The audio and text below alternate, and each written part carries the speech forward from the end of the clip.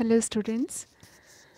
बेटे, आज हम लेसन 1 का पार्ट 6 देखने जा रहे हैं और इस चैप्टर में आज हम इंडस सिविलाइजेशन यानी हड़प्पा सभ्यता के महत्वपूर्ण क्राफ्ट वर्क के बारे में यानी शिल्प कार्य के बारे में पढ़ेंगे। स्पेशली हम इसमें मोती बनाने की कला यानी बीड्स मेकिंग यानी मनके बनाने की कला को ध्यान से पढ़ेंगे और समझेंगे, क्योंकि इंडस वैली सिविलाइजेशन के लोग जो थे वो मनके बहुत सुंदर बनाते थे। ये अभी आपको मैं पिक्चर्स के थ्रू दिखाऊंगी भी। इसके बाद हम इसके दूसरे देशों के साथ रिलेशंस के बारे में भी पढ़ेंगे। तो बेटा, ये मैंने इंडस वैली सिविलाइजेशन का मैप बनाया हुआ है। ये मैप आप सभी बच्चे जो है अपने कॉपी में पेस्ट करेंगे बनाकर। एक आप ये पॉलिटिकल मैप लेंगे इंडिया में, और जैसे कि मैंने बनाया हुआ है आप एज इट इज़ इसको बनाएंगे, अपनी कॉपी में पेस्ट करेंगे और मुझे चेक करवाने के लिए सेंड करेंगे। तो सबसे पहले हम देखते हैं कि हड़प्पन साइट्स कौन कौन सी बहुत इम्पॉर्टेंट थी। ये थी हड़प्पा, ठीक है, जिसके नाम से ये हड़प्पन सिविलाइजेशन भी कहते हैं। क्यों कहते हैं? क्योंकि ये सबसे पहले डिस्कवर किया गया था, सबसे पहले इसको खोजा गया था। ये देखो, ये मोहनजोदाड़ो है। ये सब पाकिस्तान और इंडिया में है। तो ये मोहनजोदाड़ो था, जिसे हम मृतकों का शहर भी जो है वो कहते हैं, क्योंकि यहाँ पर स्केल्टन्स मिले थे जब इसे खोजा गया था। इस तरीके से ये देखो, ये कोट दीजी है, ये कालीबंगा है, हरियाणा में बनावली है, रखी गढ़ी है। पाकिस्तान में ये कोट दीजी हो गया, मोहनजोदाड़ो हो गया, चानुदड़ो हो गया, बालाकोट हो गया। ये धोलावीरा गुजरात में है। और यहाँ पर ये देखो, ये नागेश्वर है और यहाँ पर लोथल है। ठीक है, ये आपको बहुत अच्छे से इनको याद करना है। इसको करने का, मैप करने का सबसे अच्छा मेथड क्या है कि पहले सभी सिटीज़ को याद कर लो और उसके बाद उन्हें बना कर 2-3 बार देखो और फिर आपको मैप कभी नहीं भूलेगा। अब हम देखते हैं कि ये जो इनका जो मेन काम था यानी बीड्स मेकिंग का काम था, तो ये बीड्स बनाने के लिए ये किन किन चीज़ों का प्रयोग करते थे। तो सबसे पहले हम एक बार रिटर्न में देखते हैं, फिर हम पिक्चर्स के थ्रू इसको समझेंगे। तो बेटा, हम पहले इसके प्रमुख स्थल देख लेंगे, दैट इज़ लोथल, नागेश्वर, धोलावीरा, बालाकोट, चानुदड़ो, कोट दीजी, कालीबंगा, रखी गढ़ी, बनावली, रोपड़, सुतकोदड़ा, रंगपुर, आलमगीरपुर, मोहनजोदाड़ो, हड़प्पा। अब हम देखते हैं ये क्राफ्ट प्रोडक्शन क्या करते थे।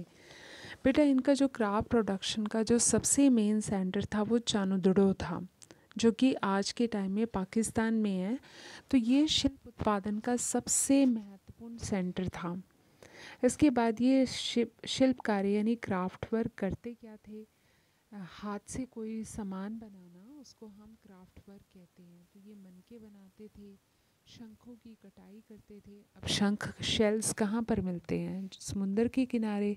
तो ये यहाँ पर शंख की कटाई करते थे। धातु कार्य यानी जो थे मेटल का काम करते थे। मोहरे यानी जो इनकी कॉइन्स थे, सिक्के थे, वो बनाते थे। बाट यानी वेट्स बनाना। अब मनकों का निर्माण करने के लिए किन किन चीज़ों का प्रयोग करते थे? ये कार्नेलियन, ये आपको काफ़ी इम्पॉर्टेंट है, इसको याद करेंगे आप। कार्नेलियन का सुंदर लाल रंग होता था। इसी तरीके से जेस्पर होता था, जेस्पर के मोती होते थे। सफाटिक होता था, सेल खड़ी मिट्टी होती थी। इसी तरीके से मेटल में सोना था, तांबा था, कांसा था। यहाँ पर तांबा 2 बार लिखा गया है, प्लीज़ बियर कर लेना। तो लोहे का प्रयोग करना ये नहीं जानते थे, इस बात का ध्यान रखना। लोहे और घोड़े, इसके बारे में इन्हें नहीं पता था। चावल के बारे में भी इन्हें थोड़ा कम ही पता था। फ़िलहाल हम आगे चलते हैं कि शंख था, पक्की मिट्टी थी, फायांस था। इन सभी का प्रयोग करके जो थे वो मोती बनाए जाते थे। कुछ मनके जो थे वो 2 या 2 से अधिक पत्थरों को आपस में जोड़ दिया जाता था और फिर उनमें छेद करके मोती बनाए जाते थे। और ये मोती डिफरेंट डिफरेंट शेप में थे, कोई सिलेंड्रिकल था, कोई राउंड फॉर्म में था, कोई जो था बेलनाकार था, कोई खंडित था, और उनके ऊपर सुंदर चित्रकारी की जाती थी। देखो बेटा, पहले तो मोती बनाना ही कितना मुश्किल काम है, फिर उसके ऊपर बहुत सुंदर ये पेंटिंग भी किया करते थे। अब मनके बनाने के लिए जो विभिन्न पदार्थों का प्रयोग होता था उनकी टेक्निक में चेंजेस आते रहते थे। तो अब हम यहाँ पर 2 मनके बनाने की टेक्निक के बारे में पढ़ेंगे। ये एग्ज़ाम बोर्ड के पॉइंट ऑफ व्यू से ये क्वेश्चन काफ़ी इम्पॉर्टेंट है। तो अब हम देख रहे हैं कि मनके ये कैसे बनाते थे। मनके जो थे, एक हम सेल खड़ी मिट्टी होती थी, सफ़ेद मुलायम पत्थर था, जैसे चिकनी मिट्टी, गाची मिट्टी होती है ना, ऐसे ये एक पत्थर हुआ करता था जो कि आसानी से जिसको हम यूटिलाइज़ किया जा सकता था। कुछ मनके ऐसे थे जो कि सेल खड़ी के चूर्ण को सांचे में ढालकर बनाया जाता था।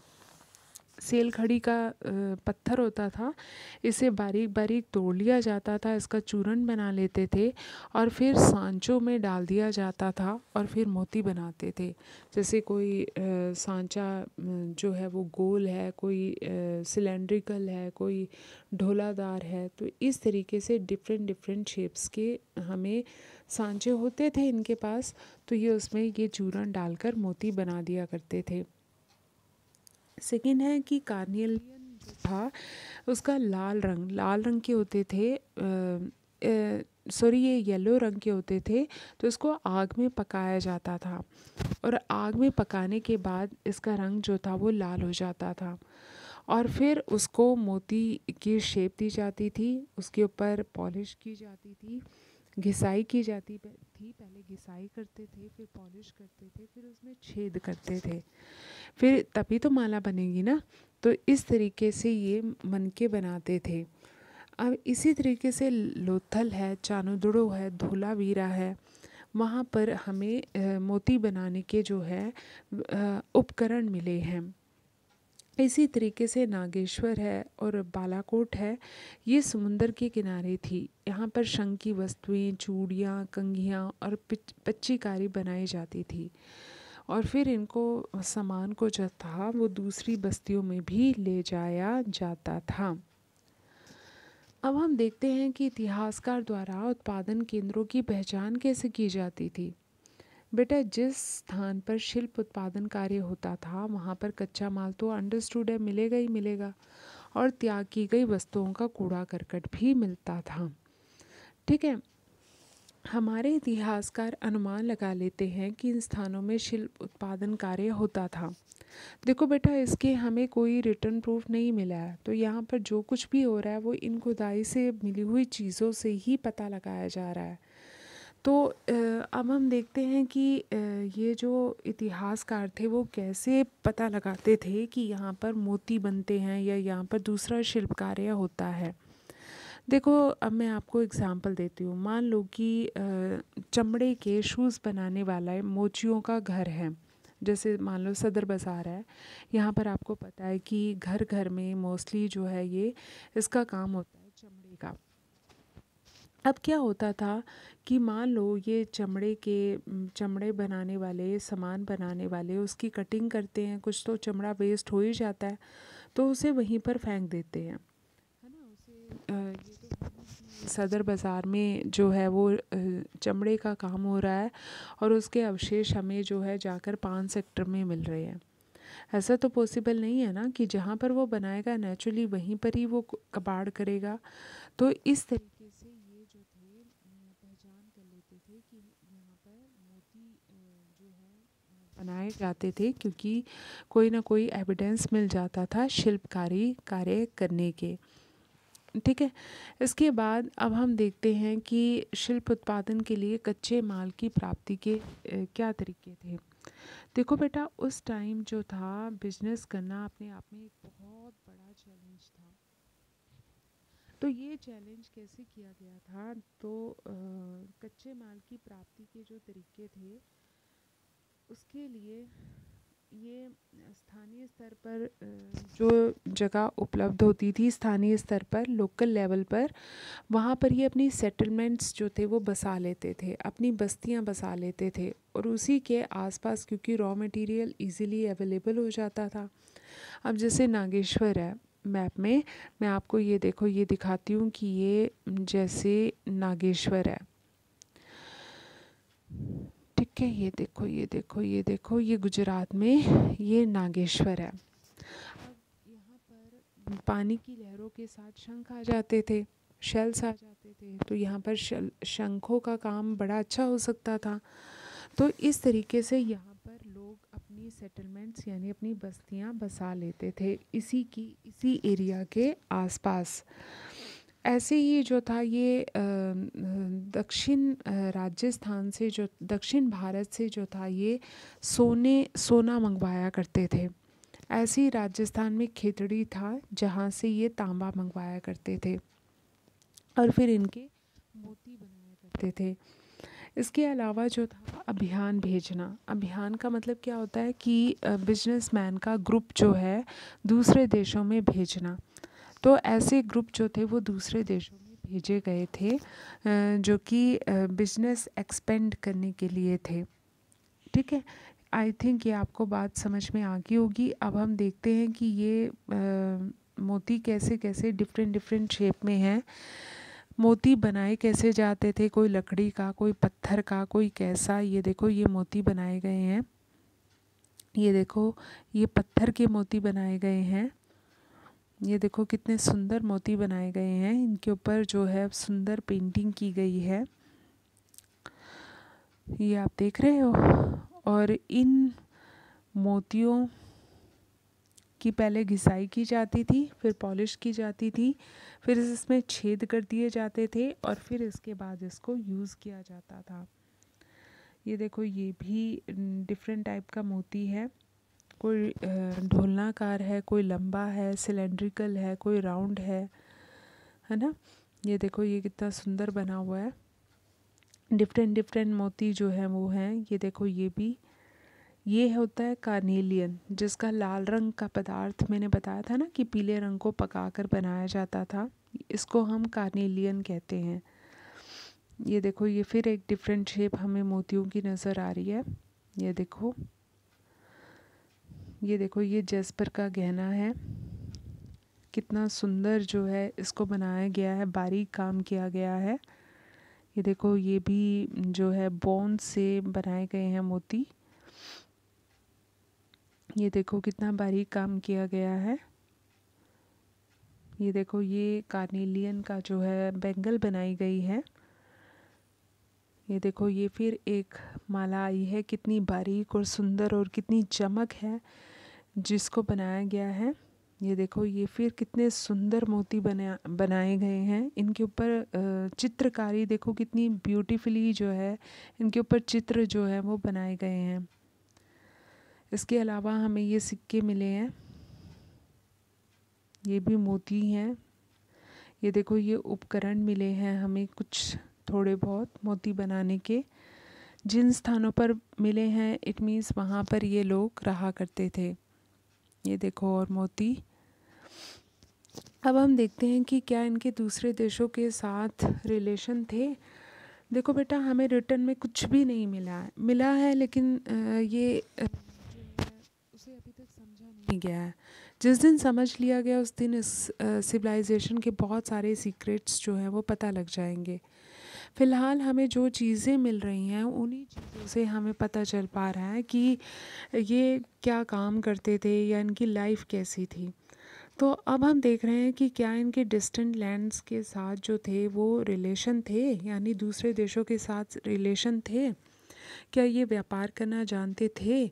तो हमारे पास एविडेंस है। एविडेंस क्या है कि हमें नाव मिली हैं, नावों के चित्र मिले हैं। अब हमें इनके कॉइन्स मिले हैं जिनके ऊपर नावों के चित्र बने हुए हैं, ठीक है। और इनसे हमें पता चलता है कि ये दूसरे देशों में बिजनेस किया करते थे। अब जैसे ये बिज़नेस किससे करते थे, एक तो ये मेसोपोटामिया, ये इंडस वैली सिविलाइजेशन है, देख लो ये वर्ल्ड के मैप में कैसे नज़र आ रही है।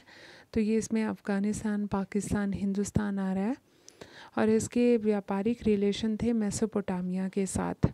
ये दूसरी सिविलाइजेशन थी, इसी की कंटेम्प्रेरी थी। तो इस सिविलाइजेशन के साथ इनके रिश्ते थे।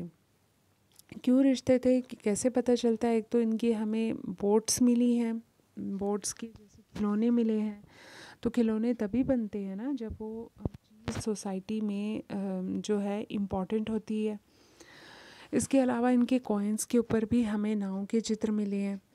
अब ये जो मेसोपोटामिया है, ये देखो, ये मेसोपोटामिया जो है इसकी कंटेम्प्रेरी सिविलाइजेशन है, यानी जब भारत में इंडस थी तब यहाँ दजला फरात के आसपास ये सिविलाइजेशन डेवलप हो रही थी। इस सिविलाइजेशन की लैंग्वेज को पढ़ लिया गया है। तो इस सिविलाइजेशन के ग्रंथ में एक ग्रंथ मिला है, एक बुक जिसमें कि मेलुआ वर्ड लिखा गया है। मेलुआ का मतलब होता है नाविकों का देश। और ये शब्द जो है ये पक्का इसी इंडस वैली सिविलाइजेशन के लिए ही किया जा रहा है। ऐसे इनके लोथल के साथ भी बड़े अच्छे रिलेशन थे। ये वर्ल्ड मैप में देखो एक बार फिर से कैसे इनका जो था वो ट्रैकिंग पाथ बना हुआ था। अब हम देखते हैं कि अगला एग्जाम्पल क्या है। ये हमें ओमान से मिला है। ओमान जो था इसका कंट्री का नाम है। तो वहाँ पर ये जार मिला है। ये जार जो है हड़प्पा के लोग यूज़ किया करते थे, ठीक है। और ये याद रखना कि जो ओमान से चीज़ें मिली हैं उसमें भी निकिल के अंश हैं, और जो मोहनजोदाड़ो है यानी हड़प्पा सिविलाइजेशन है वहाँ पर जो जार मिले हैं उसमें भी निकिल के अंश हैं, और दोनों एक जैसे हैं। ऐसा माना जाता है कि इंडस वैली सिविलाइजेशन के लोग इस पात्र में कोई जो था द्रव्य पदार्थ रखते थे, कोई लिक्विड फॉर्म में कुछ सामान रखते थे, और ये ओमान के लोगों को सप्लाई किया करते थे, और इसके बदले में ओमान के लोग इन्हें तांबा वगैरह दिया करते थे। तो इस तरीके से इनके दूसरे देशों के साथ जो थे वो रिलेशन भी थे, अच्छे रिलेशन थे, ठीक है। होप कि आपको आज का ये टॉपिक अच्छे से समझ में आ गया होगा। इसको ही करना है आपने आज के लिए। थैंक यू बेटा, हैव ए नाइस डे।